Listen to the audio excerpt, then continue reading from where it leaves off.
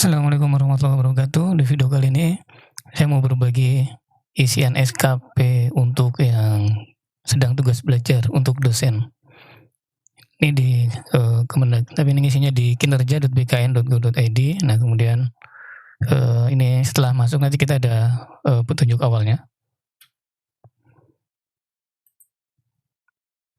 Sebelum mengisi SKP ini kita sesuaikan dulu unit kerjanya, unit organisasi atau UNUR-nya.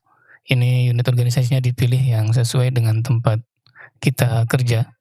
Dalam kasus saya ini di Fakultas Sains dan Teknologi UIN Sunan Kalijaga, Yogyakarta.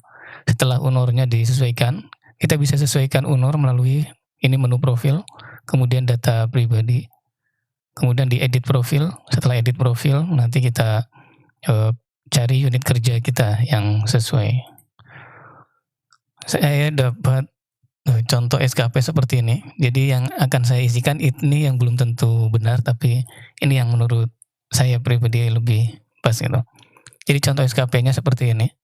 Karena sedang tugas belajar, jadi ini rencana kinerjanya ini adalah meningkatnya kompetensi dan profesionalitas atau kualifikasi pendidikan dosen. Jadi rencana hasil kerjanya ini melaksanakan tugas studi lanjut. Ini karena sedang tugas belajar di studi doktor S3. Nah, kemudian nah ini yang berbeda kalau di kasus saya, nanti saya isikan ini tidak berdasarkan IPK, tapi berdasarkan progress report gitu.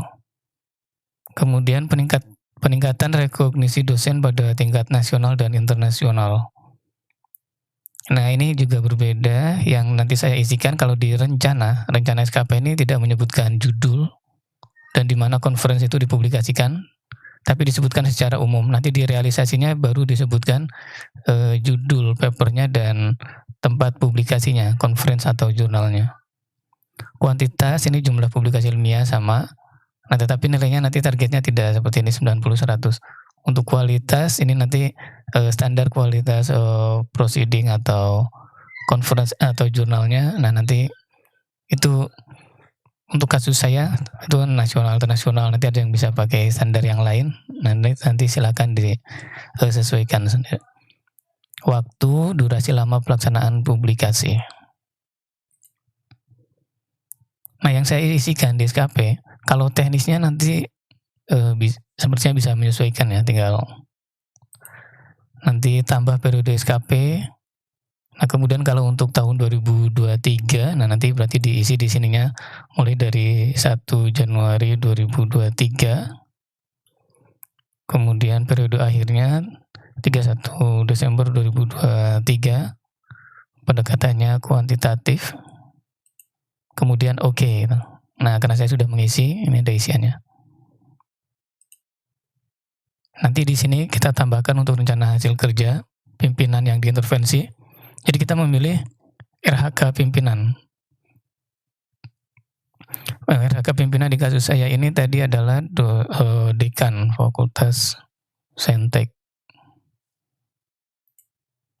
Nah, di sini ini adalah atasan di unit kerja Fakultas Sains dan Teknologi UIN Sunan Kalijaga Yogyakarta. Jadi ini adalah dekannya.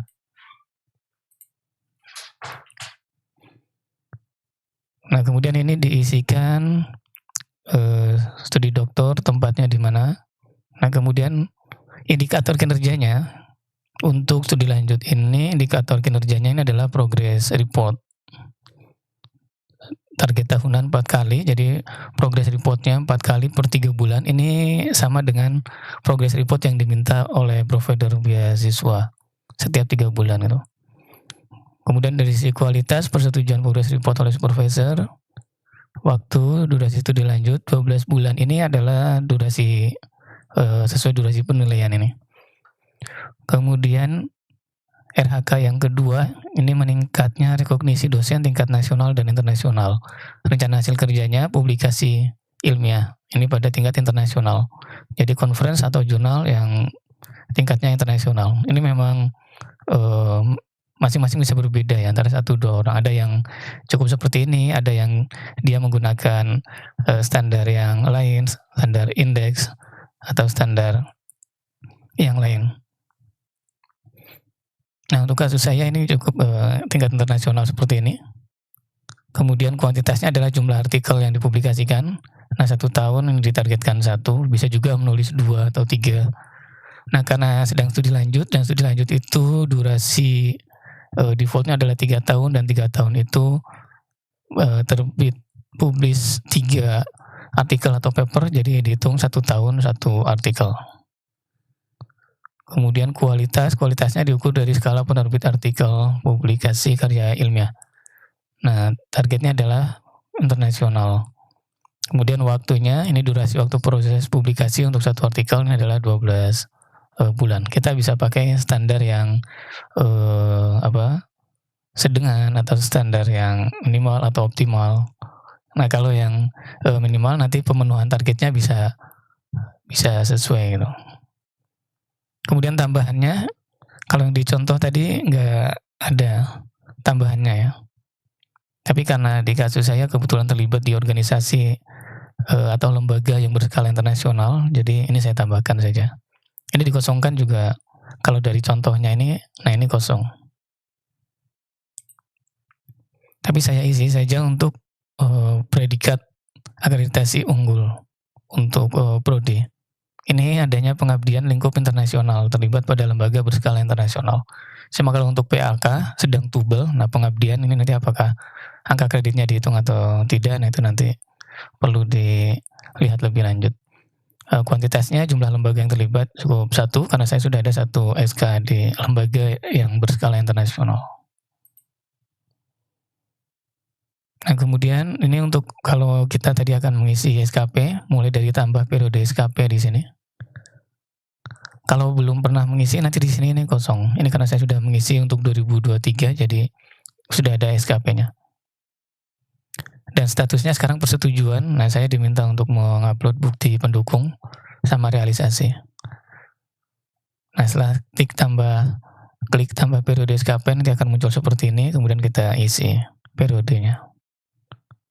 Nah, ini contohnya untuk yang 2024 ya. Tetapi dari atasannya belum ada untuk yang periode 2024, jadi ini ketika diklik tadi saya belum bisa. Nah, selanjutnya, bagaimana mengisi bukti dukung dan realisasi, itu mungkin di video selanjutnya ya. Terima kasih. Assalamualaikum warahmatullahi wabarakatuh.